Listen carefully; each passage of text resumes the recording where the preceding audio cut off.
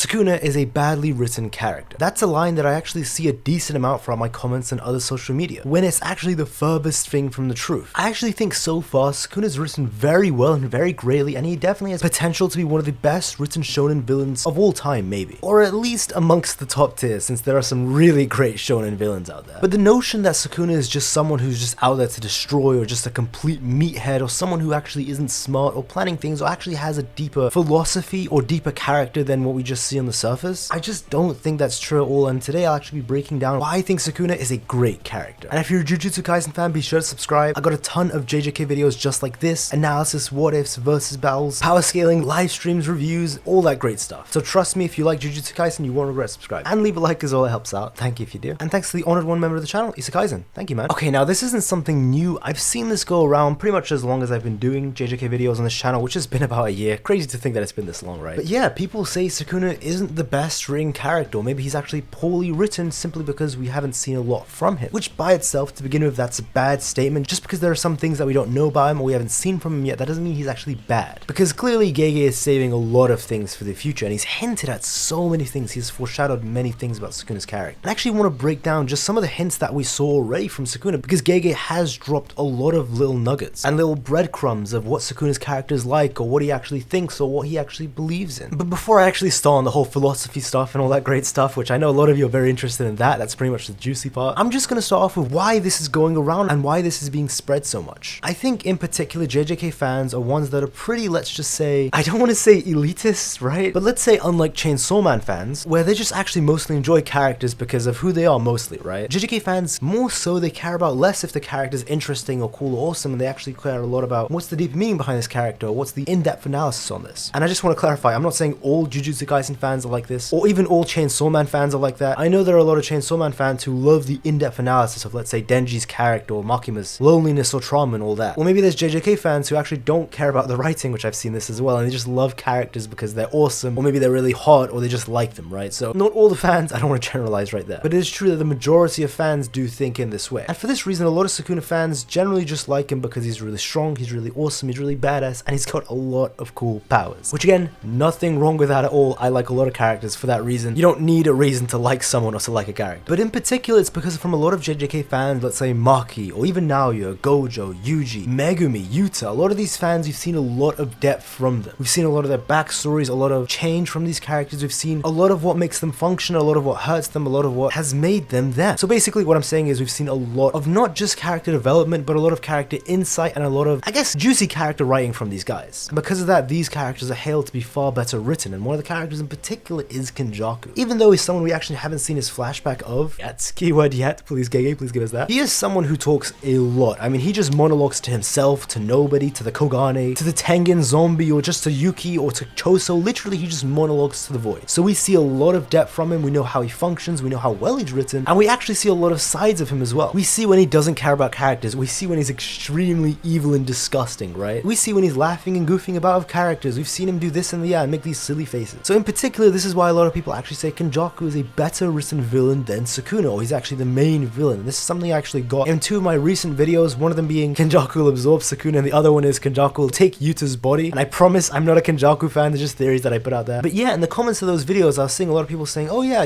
definitely, you know, Kenjaku's got to be the main villain, he's better written, he's this, that, and the other. And I was just thinking, yes, Kenjaku's really well written, and he is definitely one of the main villains, but a lot of people making it sound like Sukuna isn't a great villain, or Sukuna's, you know, just that guy who's out there to fight, which is true, he is that guy who's out there to fight, but he's more than that too. And it's something that I have seen just be passed around throughout the year I've been on YouTube, in my comments throughout, and just online and various social medias too. Okay, but let's actually get into Sukuna's character and what we know about him and what's so great about him, or what would potentially be great about him. That's the key word. There's a lot that Gege has dropped that might foreshadow just who Sukuna is, and just what his beliefs and philosophy are. Okay, so just like every classic main villain, Sukuna is out there just for destruction, right? Even to Yuji, one of the classic lines he says when Yuji's saying, oh, why are you doing all this? What is your problem? You know, you just call him a widow pretty much. And this was after he took Megumi's body, and we see Sukuna say, it's just the weak, you know, you guys don't have a right to life. The weak just exist for the strong to trample on. Where he's basically saying the strong make right, which in and of itself isn't bad. I actually think that's a really cool philosophy for a villain to have. He's not just evil for the sake of being evil, you know? The way he sees it is that because he's the strongest, or because he's that strong, he has a right to do whatever he wants. Those that are weaker than him don't have that right to even question or challenge him in those regards. And what they should do is that they should submit to him him and kneel to those who are the strongest. As you saw several times where, even with the Fujiwara clan, if they actually make peace with him and make offerings to him and a whole festival for him, okay, then they've submitted to him, then he'll actually play nice with them. Or even with the two twins in Jogo, where as long as they kneeled on both their knees, he wouldn't just kill them right away, right? But of course the twins tried to blackmail him, so they got what was coming to them. I mean, that was probably the stupidest thing I've seen in Jujutsu Kaisen, which is a big statement to make, but trying to blackmail Sukuna, the king of curses, what on God's... I'm just not even gonna get into it. That was just so stupid. But he's not just this pure path of destruction or absolute menace to society. Well, he is, but he's more than that, is what I'm trying to say. For example, with Jogo, when he says, oh, you're strong compared to the ones that I fought before. So even though Jogo isn't strong compared to him, but at least compared to some of the people he's fought in the past, he actually did put a bit of respect on Jogo's name, even though he's mocking him throughout the fight and saying, the moonlight's illumination makes it easier to see how pathetic you are, and lines like that. He did actually give him his props at the end, which is more than we can say that a lot of characters would do who are so much stronger than someone. For example, Gojo, from the beginning of the end of Jogo, he just mocked him and never took him seriously, even after he beat him. So he does respect strength. But what about his actual philosophies and beliefs on life? Well, we actually already touched on one thing where he thinks the strongest obviously triumph over the weak. But one thing that I actually have to question is Sukuna actually a nihilist? Does his philosophy actually form in nihilism? And I just want to quickly throw out there, I know the term nihilism has pretty much been destroyed to hell over the recent years on social media, where the actual meaning has been lost and it's just become a buzzword for a lot of things that it doesn't mean, so don't worry, I won't be doing that. And I want to say that Sukuna isn't a full nihilist or a true nihilist. At least a true nihilist would believe in nothing, whereas as we discussed before, Sukuna does believe in some things. But Sukuna also has no loyalties. The only loyalty he has is to himself and no one else, not even Uruume or Kenjaku. Kenjaku's is because of a binding vow. He has no choice in that sense, because if he tries to go against Kenjaku or kill him, well, the binding vow would kill Sukuna, so he's kind of locked in there. And Sukuna's purpose really is, pretty much is to destroy and do what he pleases, and he is a walking natural disaster. He is a catastrophe waiting to happen. And Sukuna does reject the fundamental aspects of human existence, such as morality and meaning in life as well. So he's not a true nihilist, but he's really close to at least the thing. But what's interesting about being a nihilist is, first of all, being a nihilist doesn't actually mean you're someone who's depressed or down of life or any of that stuff. Someone who has a nihilistic lifestyle can actually be pretty happy or pretty cheery, or they could have a variety of actual personalities, where a lot of times people confuse nihilism with having a very depressed or down personality. Though that can be the case at times when someone actually sees this darkness and see that there's no meaning in the world, they might react in that way, though of course it's not guaranteed. At least with Sukuna, one thing that we did see is that Sukuna, he has a very deep loneliness and isolation to it. This couldn't be more clear when we saw in the Heian era, Yorozu literally sees him and says, wow, look how lone you are, the look in your eye, you're just so alone. And it is something we can see Sukuna as a face of, again, I don't want to say it's depressing or sad, but it's a face of he just doesn't care. It actually reminds me of Toji while he's with the Zenin clan. Oh, here come the Toji fanboys who are going to say he's the honored one and he's stronger than Sukuna. No,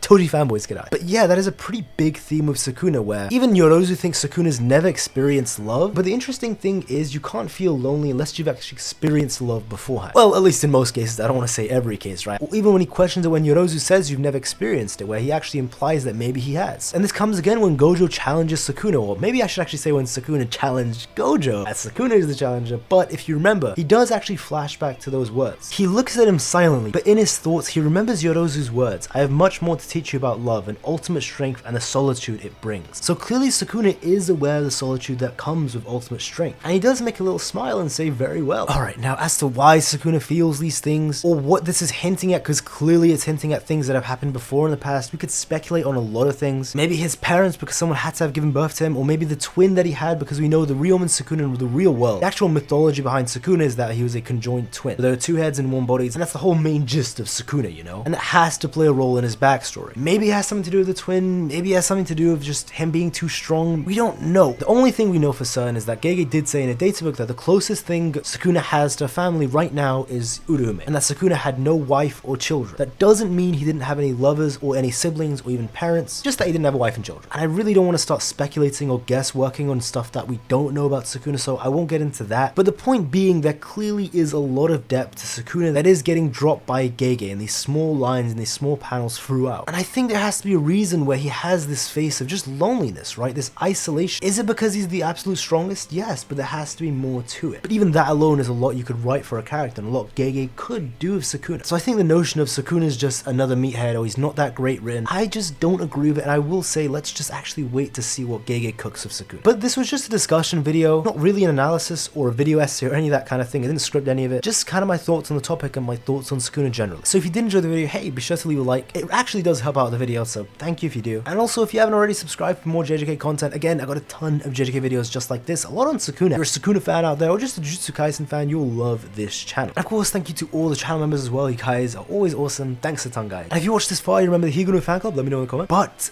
that is all. Thank you guys very much for watching. Have a nice day and take care.